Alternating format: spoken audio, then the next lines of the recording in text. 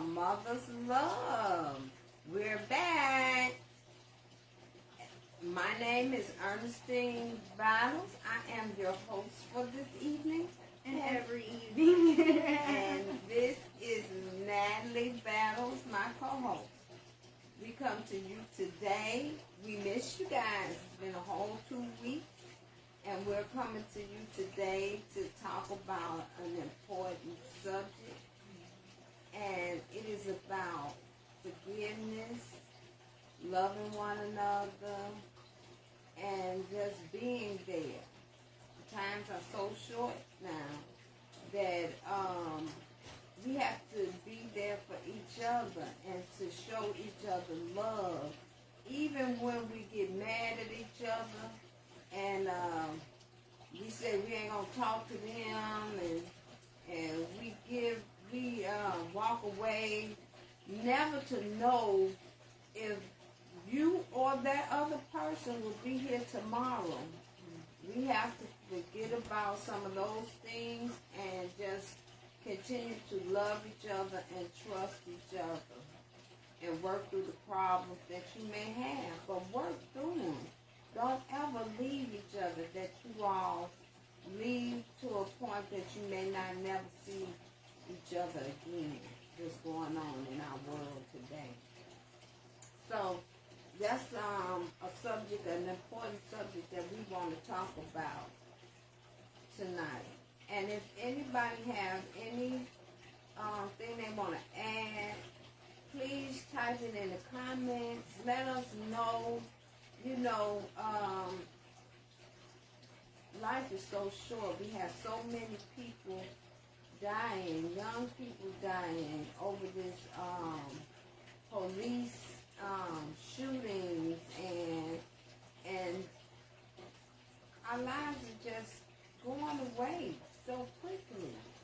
We think that we have a long time, and we don't do things because we feel that, oh, I got time.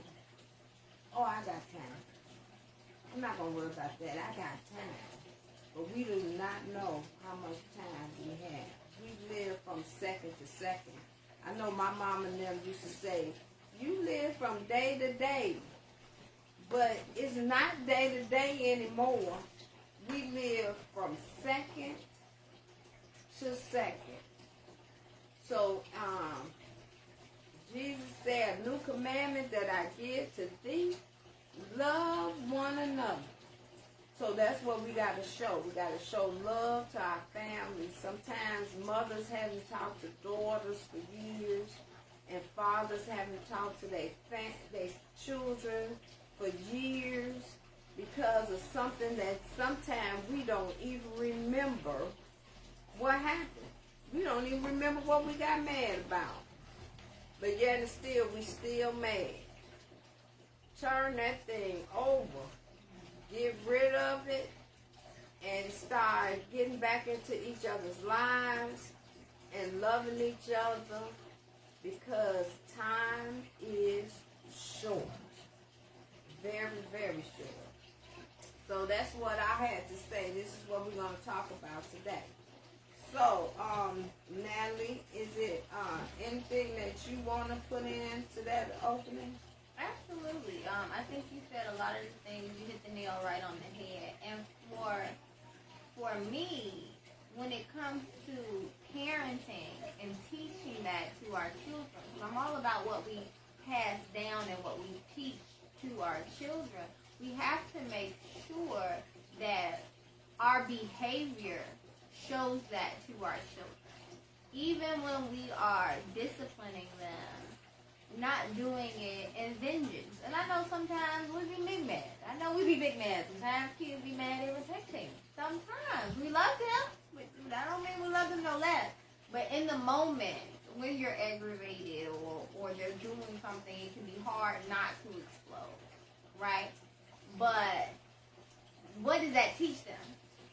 Even when we're frustrated, it's like, okay, get away from me, get out my face. What are we teaching them?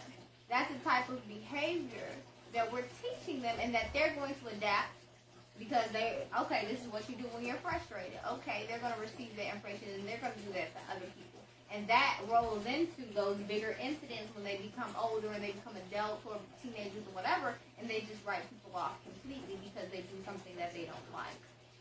So we have to make sure that we not only talk to our children about this type of behavior, but that we demonstrate that type of behavior that we want them to do. So when it comes to forgiving people and being quick to anger, we gotta fix that, right? We have to teach them and show them what forgiveness looks like. We have to teach them and show them what staying calm and how to address certain situations look like. So if there's a conflict, and a lot of times in two-parent households this happens, it happens in single-parent households as well, but in two-parent households when it's the mother and father or whatever the dynamic of the household is, and there's a conflict, right, or an incident that may have happened, the way you react in that moment, especially when the children are around, and they're looking at you to see what you're going to do. When that conflict happens, you have a choice you need to make in that moment, and you have to make it quickly. Is this going to escalate? Is it going to go to screaming and hollering? I don't want to talk to you, cussing you out, and walking away?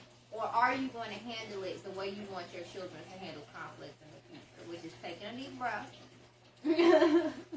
making sure you're saying exactly what you need to say in a respectful way that's not going to hurt the other person. And these are things that we should do even outside of husband, wife. This is friends, family. This is how we should deal with conflict altogether. But in this example, that mother, father, or whatever the regime or dynamic is of your household is, they are looking to you to see how to handle that type of thing. So in the future, if they get into a conflict, they're going to yell and start cussing people out, or they're going to take a deep breath and start really figuring out how they feel and what they need the other person to understand, and talking to people with respect no matter how upset you are. So those type of things roll over into our children. So I always say, like, our children are our mirrors, and they will tell you about yourself real quick. The things that you may not know is there, the way you react that you may not know you react, our children are going to show us because they're going to do it, and we're going to see it. Oh. That's true. So in those situations, it's very important that we, especially when our children are around, that we make sure we are monitoring our behavior. And every day, again, we should be doing these things in every type of interaction. In every situation, we should monitor what we do. In this day and age, everybody sees everything that you do. Cameras are everywhere. You're walking down the street, somebody is always live or videotaping or whatever. How would you want to look if somebody is taping you? And then not even how you want to look. How do you want someone else to treat you? A lot of the times we fly off the handle and we cut off people. And like my mother said, it's very important that now more than ever, life is too short. Let me start here. I'm going to go back to the point I was going to make. But life is extremely too short, and we make it extremely too complicated. It does not have to be this hard. As hard as we make it as a society, if we all just take the responsibility and say, okay, I am me, flaws and all. We all have good, we all have bad, we have light sides, we have shadow sides. We have to know all of it to truly be our best selves and to work and to move a certain way when those shadow sides come up, right? But we also have to understand that everybody else is who they are as well. And we have to identify them for who they are, love them for who they are, believe them when they show us who they are, and move accordingly. I can't play the victim. And not saying that there aren't victims in this world. It's crazy people doing crazy things, so absolutely there are victims in this world. But I'm not going to allow on everyday situations to say you did something, so you did this to me. No. I'm the type of person that asks, but why? Right? What happened to you that made you react that way? And I don't have to accept it. So from that moment forward, I could be mad at you, hold a grudge forever, stop talking to you, walk away from you because you did something, because I said something that triggered you and I didn't know it triggered you, but it triggered you because in your childhood you went through this, and so now you act in a certain way. But I don't know all of that. right? So a normal person will, of course, take offense. They're going to stop talking to you, whatever. But when we all identify that we all have previous lives before we met each other, even our parents. I wasn't there when she was my age, when she was younger, when she was a kid, when she was a teenager. I wasn't there. I don't know that part of her life, other than the stories that she tell me, but I wasn't there with her in her body living that, so I don't know what her experiences are. And the same thing for our parents with our children. When your children are a certain age, you raised them, yes. You know them when they were in your house, yes, but you don't know everything that has happened in their life, so they may have some traumas that you don't even know about. Or some certain situations that happen with friends or relationships or anything else that you may not know how it affected them. You may even know what happened, but not how it affected them. Because everybody is different. So if we acknowledge that we are a person with ups, downs, flaws, great things, and everything else, and we acknowledge other people for being the exact same way, we can move different. I'm not going to be quick to blame you. I'm not going to be quick to not forgive you because I know you're a whole person just like I'm a whole person. I'm going to look at a situation differently if something happened. I'm going to ask you why you may have done what you have done. That's not going to say, I might not move around. I might not interact with you in the same way, but I'm not going to treat you bad. I'm not going to wipe you out of my life because I know that you are a person and you have gone through things and that may have caused you to react the way that you did. Sometimes it do cause for a wipeout, but you still do that in love too. Because sometimes people need to be removed from your life, but it all stems from that love. Love is rooted in that happiness. The world is the way it is, and we are living in a state, some people, I'm going to say this, are living in a state of misery because they are holding on to grudges. They are hating people. They are throwing out hate. Hate's coming back because that thing is like a boomerang and karma don't play. What you put out is what you get back, right? And it doesn't have to be that. Forgive people, not for them, but for you. Yeah, because you will be hating them, and you will be down and sick, making your own self sick within your body and your mind because of all the hate that you have from somebody else. Do you think they care about that hate that you got within yourself? Come on. They don't care. They living their life. You killing yourself, and most of the time they are living their lives. They are. So well, sometimes they gone, and you still allowing that hate or whatever they did to affect you when they're not even here anymore. Right.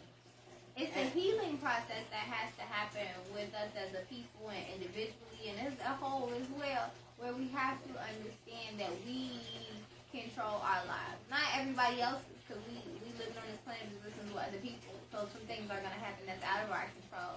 But for the most part, we control our lives. We manifest our reality and our future. So what are you manifesting? I tell my 2-year-old right now today, I say, focus on what you want, not what you don't want. Because when you focus on what you don't want, that's what's going to happen. And when you focus on what you do want, you manifest. You create your reality. Because, see, I don't want it. Okay, but what do you want? Focus on that. What do you want? Do you want to be happy? Now, backtrack. If you want to be happy, what steps do you need to take to be happy? If you want a healed family, what steps do you need to take to make sure your family gets healed? First, you got to heal yourself. And then you bring everybody on that journey with you who's willing to come. Because some people ain't going to be willing to come. But look at it on a minute level. Because a lot of people look at these things and they say it's too big. It's too big of a problem. I can't heal generational curses. It's been like this in my family forever. Grandma Mary ain't talked to T.T. Ashley, and T.T. Ashley ain't. We can break those chains. We can do it. We can break those chains. We do not have to have curses that started generations and generations ago. Come on. We can break it. And you can be the one who breaks it. Thinking about love, thinking about and listening. Mm-hmm. And listening. That's a big part of showing understanding and being able to get through things, because sometimes we fail to listen. We argue to one another, and when we're arguing at one another, we don't listen to one another. Mm-hmm. So give each person the opportunity to state their facts, and let them allow you to state their fact. And think, you speak. Think before you, as they talking, what are they talking about? Is this true? Maybe I did do this or That not. part. That's the part. Because a lot of times, if somebody did something to us, or even if we don't like them for some reason and stuff like that, we don't really hear what they trying to say. But even your enemy can say some truth. Mm-hmm. You have to listen. Even if you think this person has wronged you, a lot of the times we have found out that again, but why they did, the reason why they did something makes sense. Or the things that they saying that you did that you may not even know you have done impacted them in a way that you didn't know about. You like, oh, I did do that. Okay, I see why you would react that way. It's having an open mind and truly listening to understand and not just being reactive. And a lot of times we do things because we're used to doing this. Mm-hmm. It don't mean that it's right that you Right. do things because you just used to doing this. Right. If you sit back and look at it and think about it, you say, oh, you know, maybe I am. Every time, maybe I tell my kids, it's not what you say, it's how you say it. So if you come to somebody all up, even though you figure this is just the way I talk anyway, I just talk like this. But everybody don't like to receive somebody hollering at them. or Again, that talking goes to back them. to people's past traumas and what they've been through. You don't know why they don't react to things like that, or why they want you to come in a certain way. That's why when going into relationships, any type of relationship, friendships, business relationships, or otherwise, you have to have, I feel like we need to have those serious conversations, but it comes from you being in a place of being healed and forgiving to say, you know what, coming in, I have triggers. Because we all got triggers and trauma. Some's greater than others. But we all have them. So to acknowledge them and say, you know what, I don't like when people raise their voice. Because that makes me feel a certain way because it takes me to a place in my past that I don't want to be reminded of. So I would appreciate if moving forward we can address how we feel, we can say what we need to say, but we need to do it at a base level because if not, I'm going to react. Or I'm going to try my best not to, but I'm letting you know now so it doesn't get there. Or, you know what I'm saying? So we have these dialogues so that we do know how to communicate with one another. But a lot of times, we don't know the words to say. True. Fact. Because we ain't learned the words to say a lot of times. Or we ain't taught the words to say a lot of times. And So, that's why it's so important as parents that we instill this in our children, because once you know better, I say this all the time, you're supposed to do better.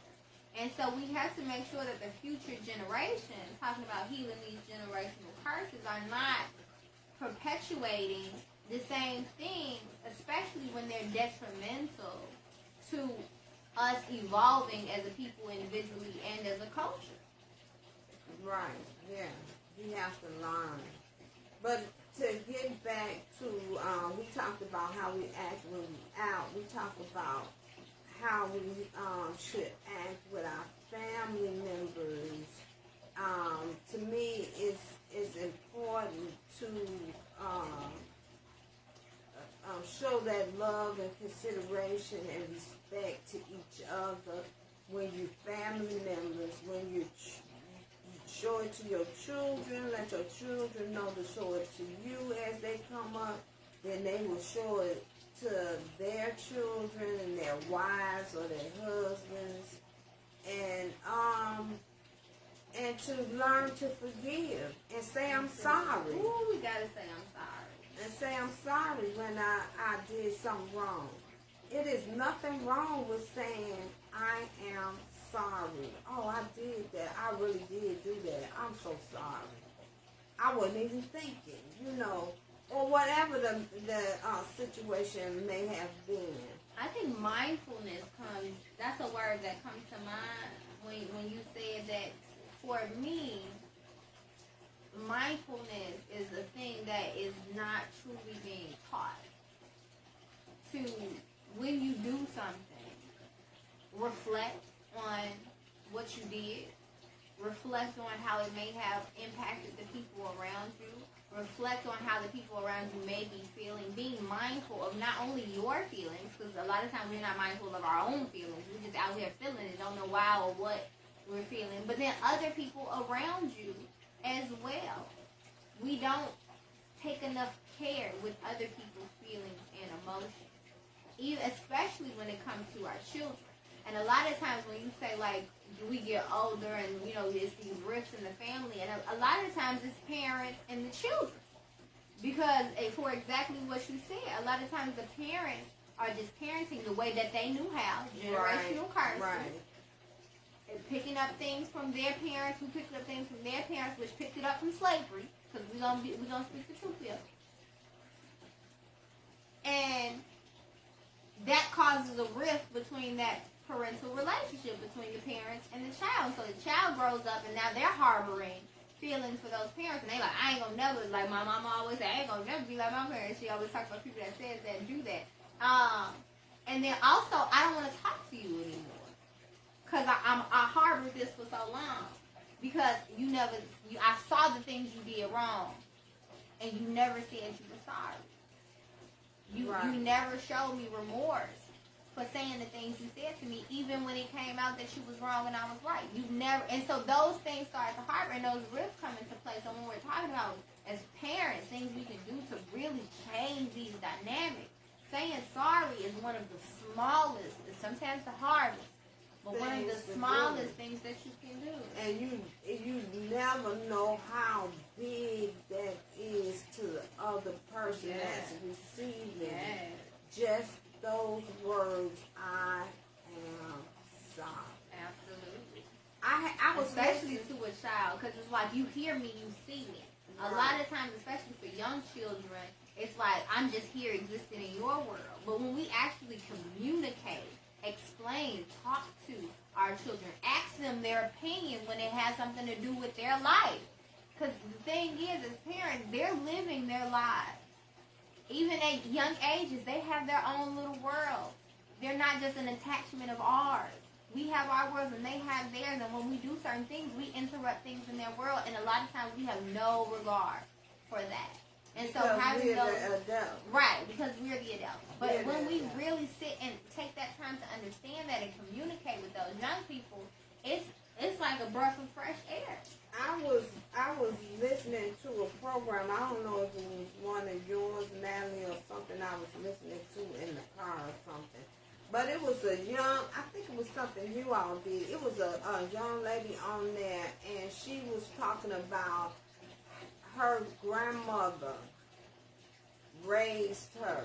Mm-hmm. And she beat her every day. That was the youth in an elder discussion. Okay, yeah, the youth in an elder discussion. And she said she beat her every day. But she came from slavery. And she said, was much older. And she was really older. I think she said she was like 80 or 90 something when she started keeping her. And she said she beat her every day, even when she wasn't doing nothing. And she said after she got grown and everything, and she started getting her own self together and in reality, and her own trauma together, she realized that her grandmother did the only thing that she knew how to do.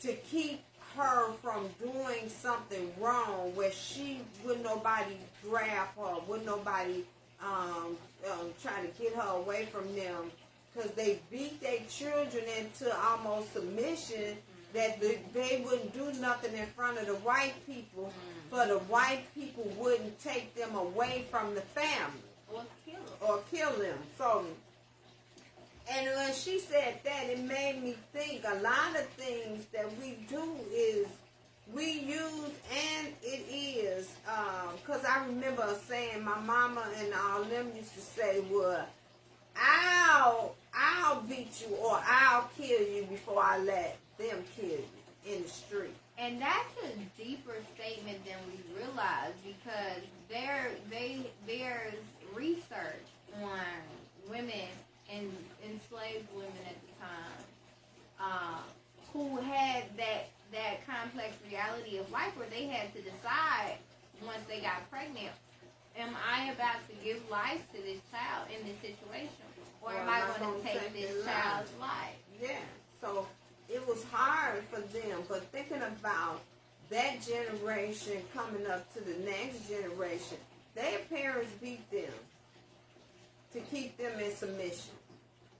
So their parents beat them. Because it's the passed down. Because it's the passed down thing. But then some parents didn't. I was just saying, I don't remember getting I got some beat downs, 1 or 2, maybe 3, that I can remember from my mama. And but other than that, it was I didn't get no whoopings. I didn't get no me and my mother talked a lot. She talked to me, and I was able to talk to her. So in turn, I talked to my children. I didn't want to beat them. I don't even remember giving them whoopings and stuff. You know, I tapped them on their hands when they was young to let them know not to do this or not to do that, because this will hurt you, or that'll hurt you, or that's fire. Don't stick your hand in. Didn't I tell you? Or that's the electric socket. Don't you go to that street. Stuff like that. I was a stickler on, because those are things that could kill them. So I was a stickler on that. But as far as just giving them whoopings and stuff like that, they had to really do something for me to give them a whooping. And out of all my kids, I don't think really too many of them can think about any time that I gave them a whooping, because I would rather sit down and talk to them and tell them why I don't want them to do something than and have them to be able to talk to me. Because I always tell them I want them to come and talk to me about any and everything. So, and if I'm beating you all the time, you ain't going to want to talk to me. You going to go the other way. And that's how we lose a lot of our kids to the gangs and the streets, because they don't want to talk to us no more. And you know what? That's really important. And I don't want anyone or us to brush past that, because we have to understand the balance. There are people that's like, oh, I ain't whooping my kids, I ain't beating my kids, and they out you. We got the other hand where it's like, oh, I'm going to beat mine because I need to, and then they can't talk to you, or they don't trust you to be their full selves because they worried about getting beat. You know, so there is a balance in that, where we do need to have that conversation-based relationship with our young people, because our job, in my opinion, our jobs and our role, our largest role as parents, is not only keeping them alive and, you know, but to prepare them for life. And if we can recall the things and the questions and the concerns that we had when we were their age, we can better prepare our children by having those conversations with them. It may have been some things you wouldn't ask Keisha and you wish you could have talked to your mama about. Have that conversation with your child, so they ain't got to go talk to Keisha, whoever they Keisha may be. And that's so important, because we don't want them to get the wrong information. And one other thing that you said that was very important was telling them why. You talked to us and you told us why. It wasn't just because I said so. Because, yes, you're a parent. You're the parent. Absolutely. Nobody's negating that fact. You're the parent. But when it's the, oh, because I said so, they don't know why. Again, I'm a but why type of person. And so are children. That's why they are so inquisitive, because everything new they're learning. They don't know what we know. So a lot of times it's not them being smart. It's them trying to figure out why they shouldn't do what you told them they shouldn't do. If you tell them not to touch the stove, but you don't tell them the stove is hot, they're going to be like, well, why I can't touch the stove? Just because I said so. They're going to go touch the stove. And then they're going to burn themselves. At least if you told them, hey, it's hot, you told them it was hot. They probably, if they do it, they do it. But you told them it was hot. Just like all of these young girls that's being snatched up and all of these different things that's happening, whereas social media and the internet is a large part of how they're connecting with these young girls. If you just say, hey, you shouldn't talk to people you don't know online, or you should do, or you can't have a social media page, period. Why? Because I said so. You don't think they got a phone and their friends got a phone and they gonna go over Keisha's house and be on a page you don't know about? Tell them why. Some of them on a page right in front of you that you don't know about. Tell them why. If you give them the rationale, especially when they're older. But my 2-year-old they get it when they're young. They might not get it right away, and they might not remember. But at least you told them. But especially when they're older and those type of things are coming into play, it's life or death. It's really important that they know why they shouldn't do certain things. Because, baby, if you talk to somebody, it may not be who you think you're talking to, or run it by me first so we can have a conversation. If you do want to meet up with somebody, I can come with you, sit in the corner, whatever it needs to be. But keep those lines of communication open, because if it's because I said so, they don't fully understand the risk or what you're trying to teach them. So they may go do it outside of you, and then you have no idea what's going on with your child, and you can't be that direct line, that voice of reason, or there to help them at all. So a lot of times we gotta bite how we may feel, because these are our children. Of course, these are our babies. We don't want them to do certain things. We don't want them to say certain things, but they're gonna grow up just like we had to grow up. Again, remembering where you were at the ages that your children are now, and guiding them the best way you can. But we have to keep that communication line open, because if we don't, again, the premise of the show, that forgiving and loving each other while we have each other, it grows into that resentment. It grows into that I could never talk to my mother or my father. It grows into that, so I'm not going to talk to you when I'm grown. Because then we want to be our kids' friends. It's like, oh, you older now, we can kick it a little bit, we can talk a little bit more, but then they don't want to talk to you. Because you can tell them to sit down and shut up so long. Now they 30 and they ain't for it. Like, so it grows into that resentment. And as parents, we have the opportunity. That's what we have. We have the opportunity to shift the narrative, to change those generational curses, and to break them in our family lines, not only just with you and your children, but for the future lineage to come, so that it's a better dynamic. Because life is too short, and it doesn't have to be this hard, and we don't have to harbor hate when we can just forgive each other, when we can just understand people for the mistakes that they make, because we all make mistakes, and we move on from them, or accepting people for who they are, loving them for who they are, and moving around accordingly for that, whatever the situation calls for. But it doesn't have to be, I never want to speak to you again. A lot of times it's over small things too, when it's in the family. A little bitty thing, and we need to stop that. Yeah. We need to love one another. We need to be able to forget or try to fix the little things that come upon. Try to talk to them and understand. And when I say them, it don't even have to be your children. Sometimes it could be your sister, your brother, your auntie, your uncle, your cousin, somebody you mad with. I ain't never talking to them no more.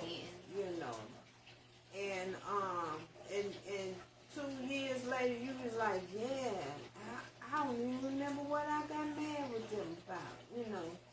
If it was that small that you don't remember what you got mad with them about, it shouldn't have even went through.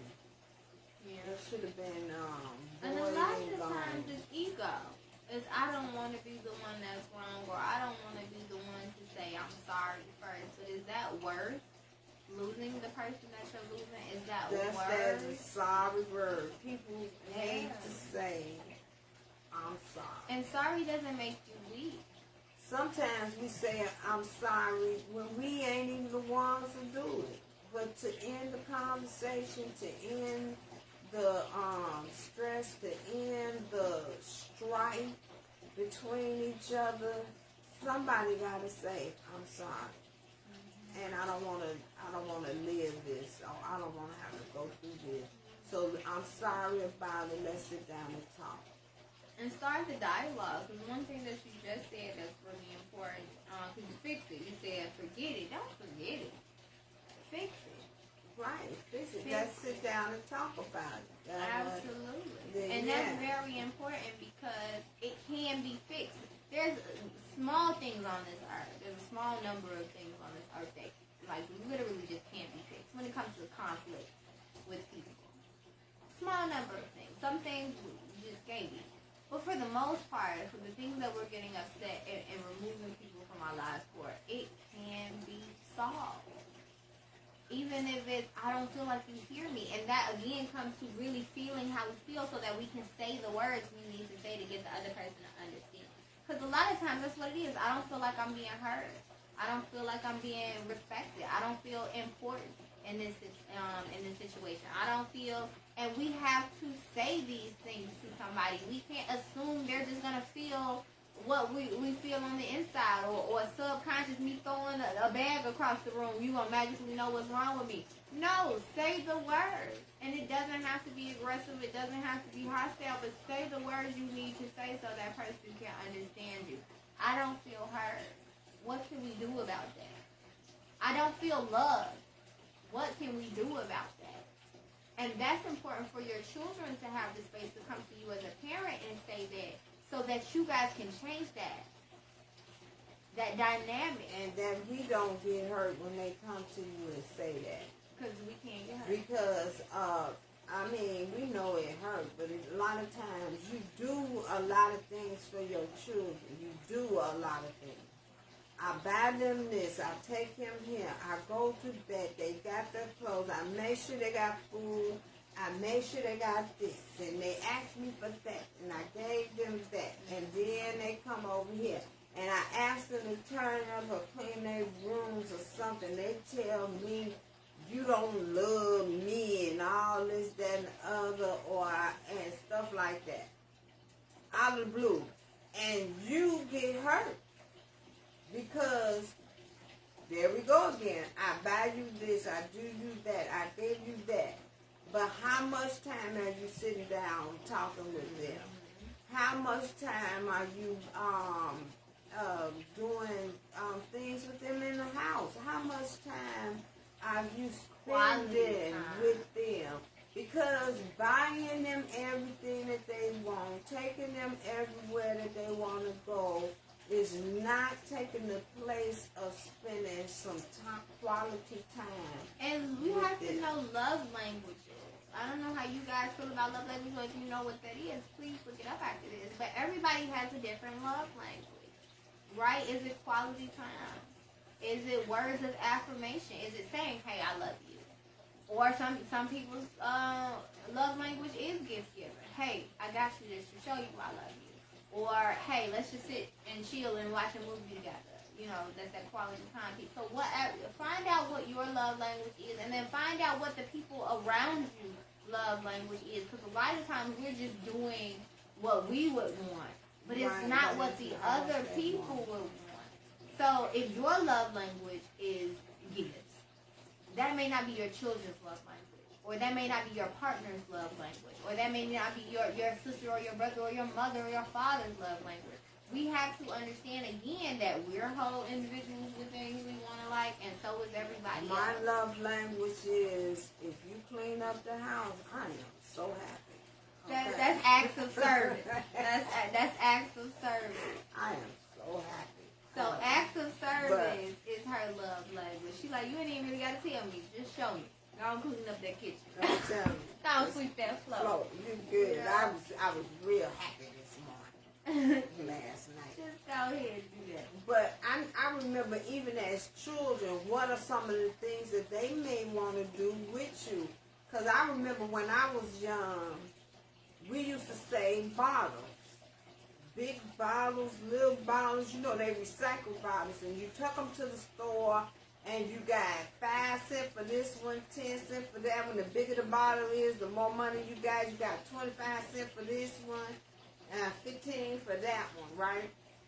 So I had a shopping cart on the back porch, and I saved bottles. All the bottles that I ran across, or we had drinking bottles, because everything came in bottles then, it didn't come in cans. So I was saving the bottles on the back porch in my car. So on the weekend, my gift to my mother was I would count out how many bottles that I needed to buy the things that I wanted to buy. So on Saturday, we got up and cleaned up the house real good. And then I would count out my bottles and went to the corner store. And I would give them my bottles and I would spend the money. I would get substitute, one for me, one for my mom. I would get a pop, one for me, one for my mom. I would get a candy bar, one for me, one for my mom. And then she liked it, a big hunk of rag bologna with the red thing on it. So I would say, give me 50 cent worth of rag bologna. I don't want to slice. I want one big hunk, because she used to like to bite the hunk thing. So I said, I want one big hunk of that.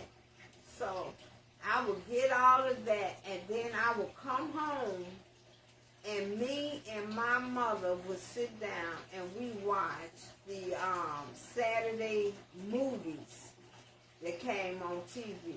But that was what I wanted to do for me and my mother. That was our time, you know, and we did that for a long time. Until I guess they stopped getting bottles like they used to. But every Saturday, that was our ritual. We clean up. I'll go to the store. I count out my bottles. I get our junk. We come back in house, and we sit down and we sit there and watch them old black and white movies then, because we ain't had no color TVs at that time.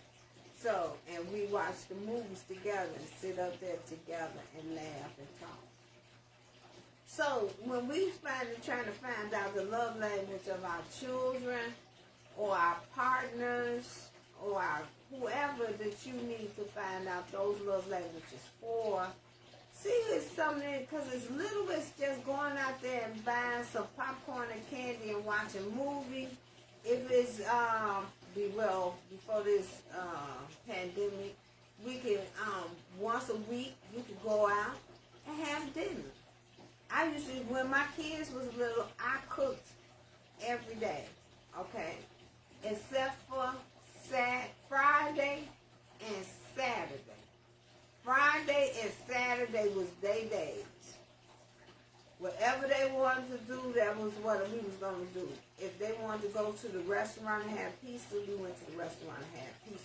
Or we bought pizza at home. Or we bought... they ate so much doggone pizza. I can't even eat pizza right now. But I had some today. Me and my grandbaby, we made pizza. So it was food and an activity.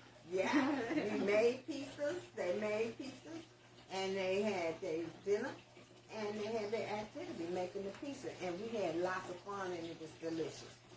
But anyway, you got to find out what motivates them. I mean, nowadays we have a lot of children that's going through a lot of different things mentally, and so we need to find out what do they like to do, what would they like to do, what are some of the things that they would like to go, or whatever And that starts it may with the be. conversation. A lot Right. of these young people don't feel heard. I work with young people, and that's the main thing that we talk about is they feel they don't have a voice. No one's asking questions about their day. No one's talking to them. No, they feel like they're just there. At school, they're just there. They're being yelled at. They're being told what to do. At home, they're just there. They're being yelled at. They're being told what to do. So it's like they don't feel like they have a voice, and that can be very damaging and disheartening, and leave them with scars that roll over into their adult lives, and it will alter the way that they behave and move as an adult. And so we can't keep treating them like they're just attached. Exactly. Oh, it shifted a bit. I'm gonna fix this, y'all. Oh, I know what it is. Let's go. We got to do it. I was back. So, we have to make sure that we allow them to have a voice, not to dictate and run the house. That's everybody's thing. It's your house still, but allow them to have a say so. Like you said on Saturdays, it's like, okay, what do you want to eat? What do you want to do? Even I realized that a lot of times with my son, I asked him. I keep saying 2. He's 3 now. Keep saying 2. I'm used to saying 2. He's 3 now. His birthday just passed. But I'm like, okay, what do you want to learn today? What do you want to do today? We're gonna still learn, but what do you want to learn? What area do you want to focus on? You want to do letters or you want to do numbers? You want to do writing or you want to do shapes? You know, so those type of things encourages them to have a voice, so that when they are an adult, they'll be able to speak up for themselves. They'll be able to say what they like, what they don't like, and they won't get taken advantage of, because that's a role and responsibility of us as parents to instill those type of things in them. So they're not just out here going for the okie doke, being grown adults in the world. They have a voice, because it's a lot of that going on. We definitely don't want our girls or nor our boys to go to the okie doke. Girls or boys, we don't want them going to the okie Because doke. there's uses and vampires out here in this world, y'all. Yeah, I mean, And crazy people. And so we have to make sure that we and without teach them who they are. conversation, without conversation, you never know who you are dealing with. You got to know who you're dealing with. I mean, a lot of times they get into these relationships with these people and they don't even know what their middle name is. Do they got a middle name? Or what's their last name? No. When you get through with them, you need to know everything that... I'm talking about 15-minute first phone call. I need all of this. I'm telling you, you need to know everything. I went into relationships like this. My name is Ernestine James at the time. My name is Ernestine James. I do this, I do this. What do you do? I don't stand for this or that. You might show up like that at the door. My mama, I said my mama's time. name is Mary Neal. My daddy was David Lee. And none of them put their hands on me. And I don't expect nobody else to. You know. I mean, you got to come out and be truthful. And we got to ask them about finances and all types of things. How you feel about relationships? Of a partner. How you feel about what you like how you like your women to be, or how I like my men to be. What do you bring to the table? What are you bringing to the table? Are you a working person that likes to work, or are you an ultimate mature? Oh, you like to religion. This or that? Yeah, religion. Children. Yeah, what you feel How about to all raise that? said children. We gotta talk nowadays. You got to talk. But that goes back to parenting too. If we don't communicate with our children, how will they learn to communicate? We gotta do that. And that all boils down into that quality time, loving people while you have them. Because I feel like a lot of times we're like, oh, that person's gonna always be there. Oh, we'll always have time to teach them, especially with our kids. Oh, we're gonna have time to teach them later. We'll teach them that later.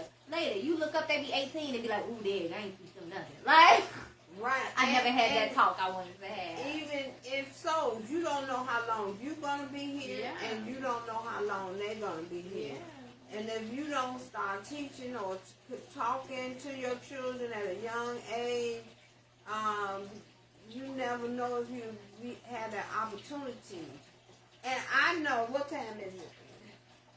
Oh, we're getting ready to close it up. But I have one thing I wanted to say to you guys.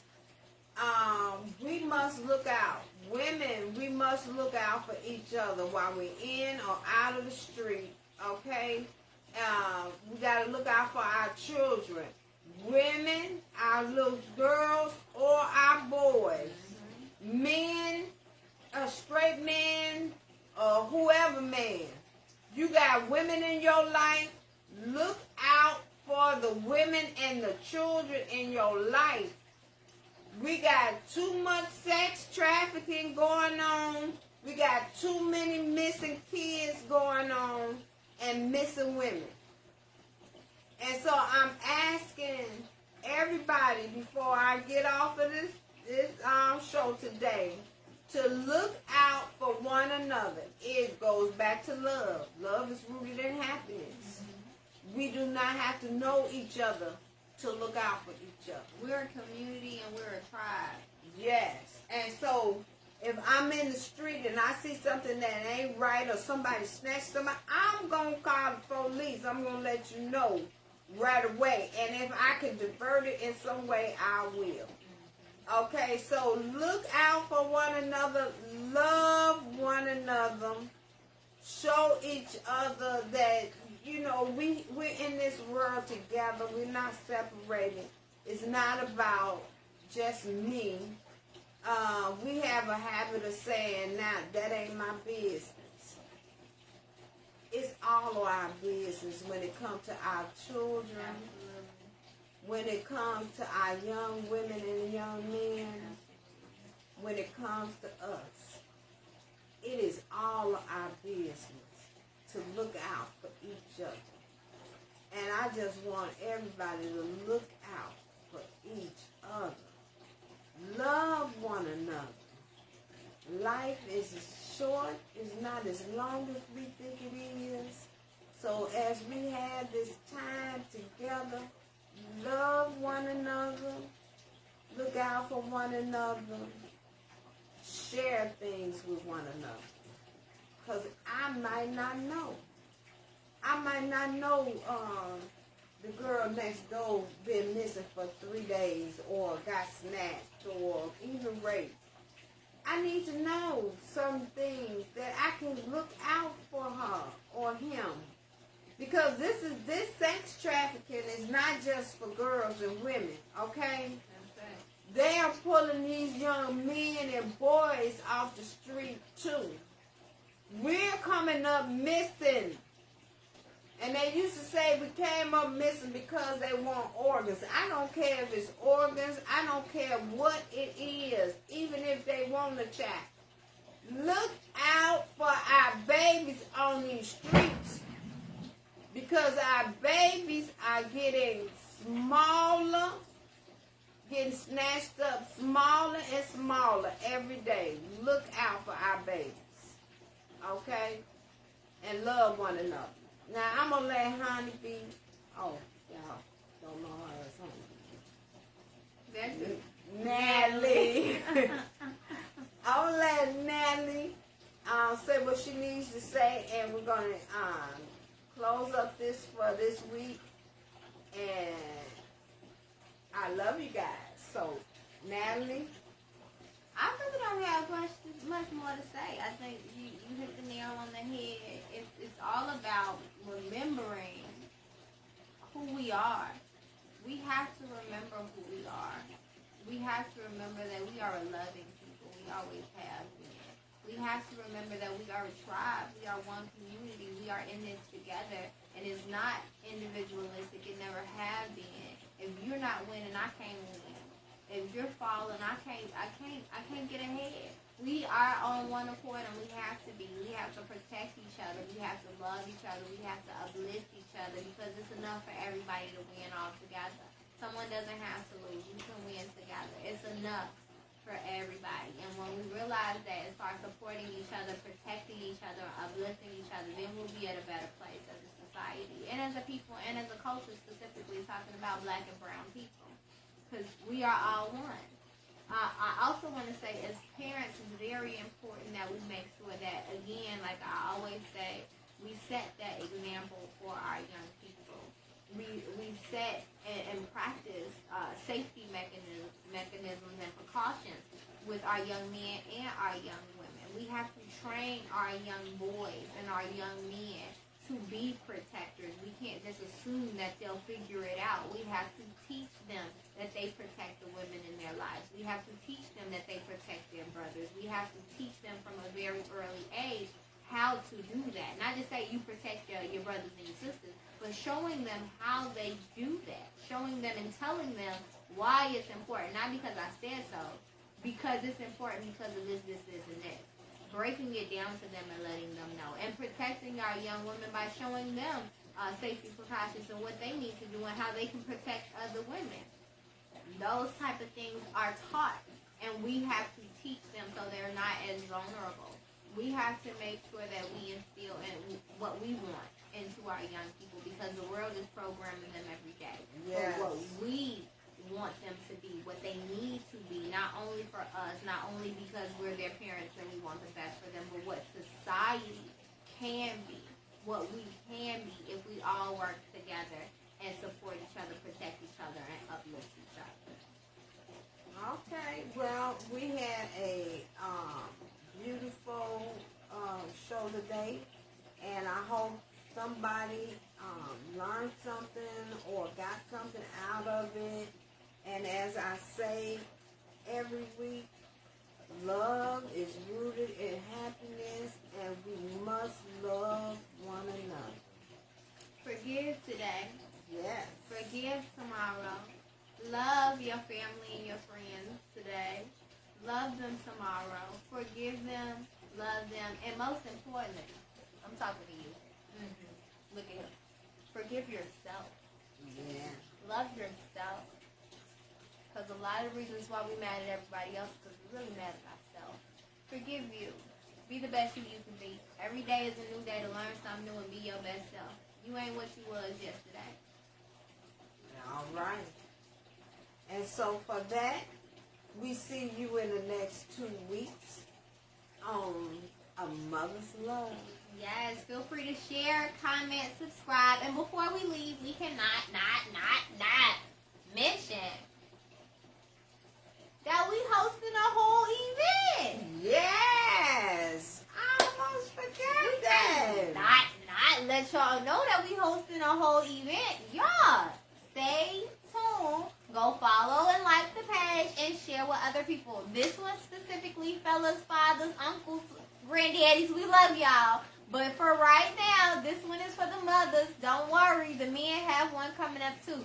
But A Mother's Love is working with the Healing Academy, and we are bringing to you a Mother's Day event. It's not actually on Mother's Day, it's on the 2nd of May, so really soon coming up. Yes. And we are celebrating and honoring mothers, daughters, grandmothers, great-grandmothers. Bring all the women in your life, TTs too, okay? Yeah. And we are going to have a conversation between young women, mothers, and grandmothers on how we can help love each other, uplift each other, prepare each other for womanhood, and have those tough questions.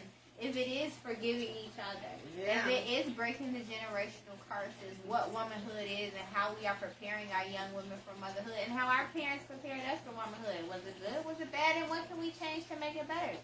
So we are having all of those deep conversations on the 2nd of May. Yes. Go to the page. It's a heart-to-heart, woman-to-woman conversation. Yes. On May 2nd, we'll go ahead and reshare the event page on our page. Share it, like it, invite the women in your life. Men, if you're watching, go tell your wife and your kids to hop on there. Your mother hop on there too with your sisters, okay? Because it's going to be an amazing conversation, and I'm already know it's definitely going to be a heart-to-heart. And we're hosting. Yes, we're going to be the host of that, and we're going to be looking for you guys and your questions. Come on in and give us some help. Like we always say, this is not about just us. This is about all of us. Absolutely. So we all need to be together to help one and another. So share, like, subscribe. All of the shows are up on our YouTube page as well. Love is Rooted in Happiness. A Mother's Love. Go on over to YouTube. Rewatch some shows. All of that great jazz. Share, like. And put comments, you guys. We want to hear from you. Put questions and topics that you want us to talk about. We want to hear from you, even if it's anonymous. Go ahead and drop those, because we want to know what's on your mind and how we can help you be the best you can be, especially for these babies. And especially for us, because sometimes we need to be the best we can be. And we can't help one another if we don't comment or ask questions. Communication. Right, because we're not communicating. So, you might have a question I want to know about. Yes, let's get into it. And I might have another, and somebody else may have another, but all the questions are to help us all. And if you want to be a guest on the show, come on over. If you have a special topic that's near and dear to your heart, if you have a certain situation that you want to come and get advice on, whatever it may be, if you work with young people, if you work with parents, if you work with mothers and fathers, let us know. Come on over, hit us in the inbox on the Mother's Love, or you can hit us personally. My page is there for you. You can send a friend request, and I believe so is Ernestine as well. Ernestine Battles. I'm Natalie Battles Reed. Find us on Facebook. Also, follow the Healing Academy for more information on the event for May 2nd, which we'll be hosting. Yes. And check out our pages. We'll be sharing the information there as well. Yes, we will. And until next time, love is rooted in happiness. And hi, y'all. See you. I see you, my Amanda Panda. I see you. I see you, Cheryl Nail Lane.